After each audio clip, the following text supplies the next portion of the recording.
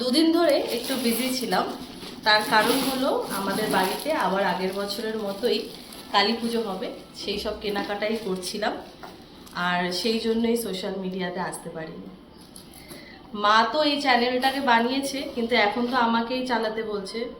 তো এখন তাই আমি ভিডিওটা করে জানালাম যে কালকে মানে হচ্ছে সোমবার দিন আমাদের বাড়িতে কালী পুজো হবে। সেই পুজোর জন্যই সমস্ত কিছু সরঞ্জাম করা। বাংলার আষাঢ় মাসের অমাবস্যাতেই আমাদের বাড়িতেই কালী পুজোটা হয়।